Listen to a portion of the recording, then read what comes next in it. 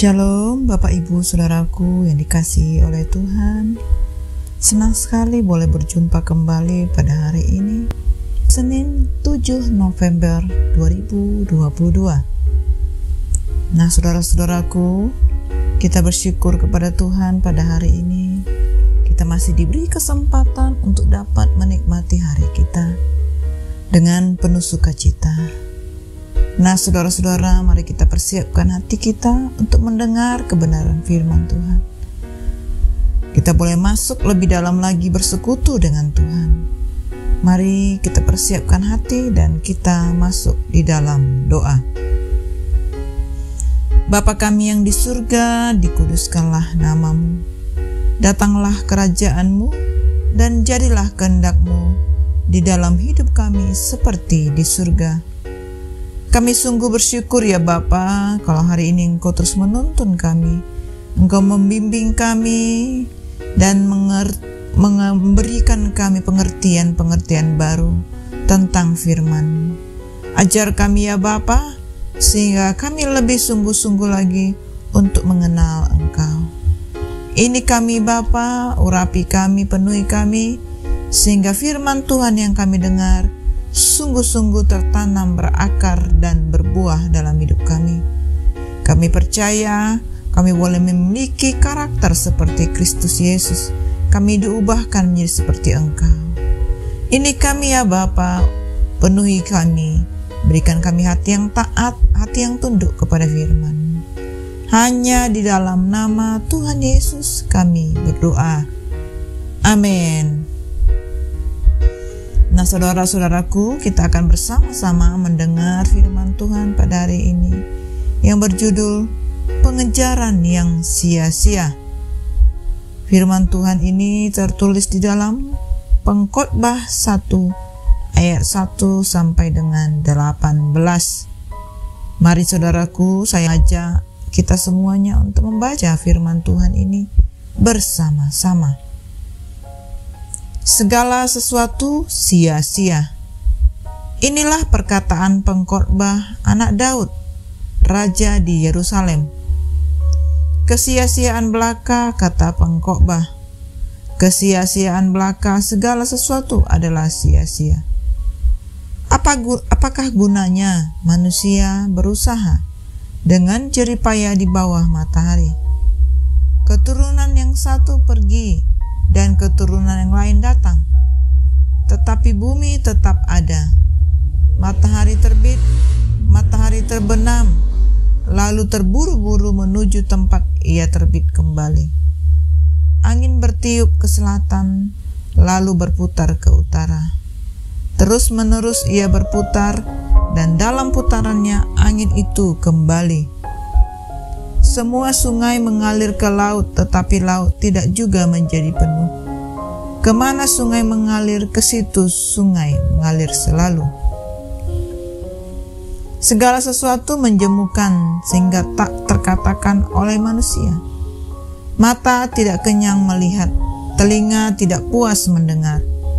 Apa yang tidak pernah ada akan ada lagi, dan apa yang pernah dibuat akan dibuat lagi. Tidak ada sesuatu baru di bawah matahari. Adakah sesuatu yang dapat dikatakan, lihatlah ini baru, tetapi itu sudah ada dulu, lama sebelum kita ada. Kenang-kenangan dari masa lampau tidak ada, dan dari masa depan yang masih akan datang pun tidak akan ada kenang-kenangan pada mereka yang hidup sesudahnya. Pengejaran hikmat adalah sia-sia. Aku, pengkhotbah, adalah raja atas Israel di Yerusalem. Aku membulatkan hatiku untuk memeriksa dan menyelidiki dengan hikmat segala yang terjadi di bawah langit. Itu pekerjaan yang menyusahkan yang diberikan Allah kepada anak-anak manusia untuk melelahkan diri. Aku telah melihat segala perbuatan yang dilakukan orang di bawah matahari. Tetapi lihatlah, segala sesuatu adalah kesia-siaan dan usaha menjaring angin.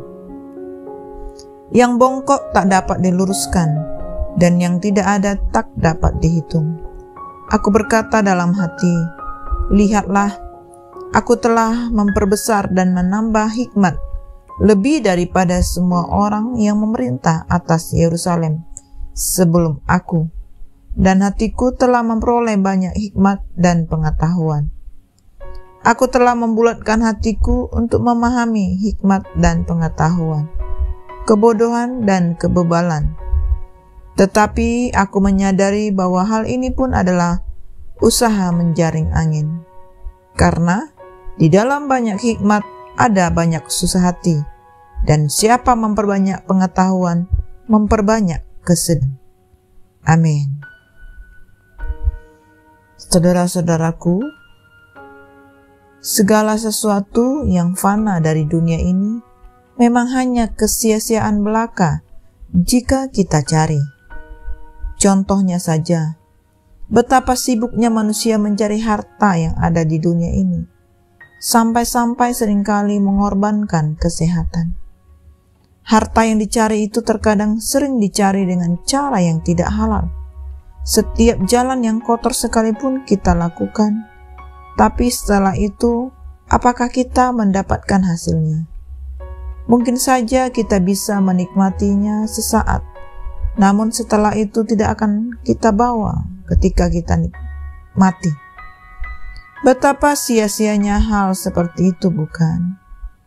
Jika yang kita cari saat ini adalah kesia-siaan saja, betapa sia-sianya hidup kita. Pengkhotbah memang tidak melarang pengejaran akan semuanya itu. Namun, pengalaman pengkhotbah sebagai orang yang berhikmat sekalipun, bila hanya mengejar semua hal-hal dunia semata, dapat dikatakan sebagai usaha untuk menjaring angin. Usaha menjaring angin adalah istilah yang dipakai oleh pengkhotbah untuk menggambarkan tentang sia-sia yang ada di dunia ini. Pertanyaannya, mengapa segala hal yang ada di dalam dunia itu dapat dikategorikan adalah usaha untuk menjaring angin? Karena semua pengejaran yang dilakukan di bawah matahari tidak akan menambah nilai kekekalan di dalam hidup. Justru, pengejaran akan harta, kedudukan, nama baik, pengetahuan, dan lainnya justru membuat kita jatuh ke dalam hawa nafsu dunia. Oleh sebab itu, peringatan pengkhotbah ini patut diperhatikan dan direnungkan. Hal terpenting bagi kita yang hidup di dalam dunia adalah bagaimana kehidupan yang kita jalani di dalam dunia dapat menuntun kita kepada kekekalan. Saudara-saudaraku, ingatlah bahwa apa yang ada di dalam dunia semuanya akan lenyap. Tidak ada satupun hal di dalam dunia ini yang mampu memberikan kekekalan kepada manusia. Kekekalan hanya diperoleh dengan iman, yaitu percaya kepada Yesus Kristus, satu-satunya juru selamat hidup kita. Tanpa iman yang benar, maka tidak mungkin kita bisa mencapai kekekalan. Di dalam Efesus 2 ayat 8-9 menuliskan, sebab karena kasih karunia kamu diselamatkan oleh iman. Itu bukan hasil usahamu, tetapi pemberian Allah. Itu bukan hasil pekerjaanmu. Jangan ada orang yang memegahkan diri. Kisah Para Rasul 4 ayat 12 menuliskan, dan keselamatan tidak ada di dalam siapapun selain di dalam Dia, sebab di bawah kolong langit tidak ada nama lain yang diberikan manusia yang olehnya kita dapat diselamatkan. Agar jerih payah bekerja dan mencari hikmat yang dilakukan manusia tidak berakhir sia-sia, diperlukan sebuah perspektif hidup yang baru, yang jangkauannya bersifat transendental, melampaui kefanaan manusia dan alam semesta. Saudaraku, perspektif baru ini ditawarkan Tuhan melalui firman yang tersirat di dalam Alkitab dalam Lukas 12 ayat 13-21, Kolose 3 ayat 1-11, dengan menjadi manusia baru yang mati dan bangkit bersama Kristus, serta terus-menerus diperbaharui, perspektif hidup kita akan melampaui kodrat hidup di dunia ini. Pikiran akan mengembang sampai ke perkara yang di atas, ke arah dunia yang adikodrati, ke tempat di mana Kristus berada. Jangkauan pikiran kita akan melampaui kefanaan, mengembang hingga kekekalan. Manusia juga akan menyadari pentingnya mengembangkan pengenalan akan Allah, memiliki relasi yang akrab dan hidup. Saudaraku, relasi seperti ini bersifat personal, namun mempunyai dampak sosial dan kultural. Relasi personal dengan Allah akan memungkinkan manusia memasuki alam kekekalan, yaitu hidup bersama dengan Kristus, Tuhan dalam kemuliaan surgawi. Inilah arah baru bagi hidup manusia. Karena itu, saudaraku, marilah kita mulai menata hidup kita. Kerjakanlah segala sesuatu yang tidak sia-sia, yang bisa memberi manfaat bagi kita. Carilah harta surgawi yang dapat memberikan kepada kita kebahagiaan kekal. Carilah kerajaan Allah, maka ada bonus yang Tuhan tambahkan kepada kita.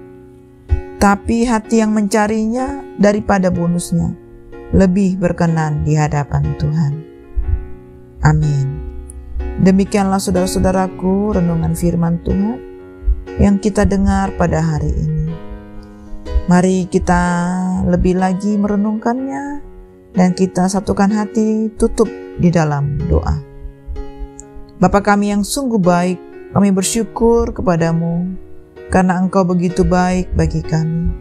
Engkau Allah yang sempurna, yang memberikan kami pengertian baru. Engkau yang sadarkan kami ya Tuhan, sehingga kami mengerti arti hidup ini. Kami boleh mengerti kesia-siaan yang kami kejar selama ini. Biar kami boleh mengejar kerajaan Allah, dan Engkau yang menambahkan segala sesuatunya kepada kami. Kami mencari dahulu kerajaan, dan kami hidup tinggal di dalam kebenaran, dalam kerajaan. Terima kasih Bapa yang baik. Ini hidup kami, mampukan kami dapat melakukan firman-Mu. Dalam nama Tuhan Yesus kami berdoa. Amin. Semangat pagi saudara-saudaraku.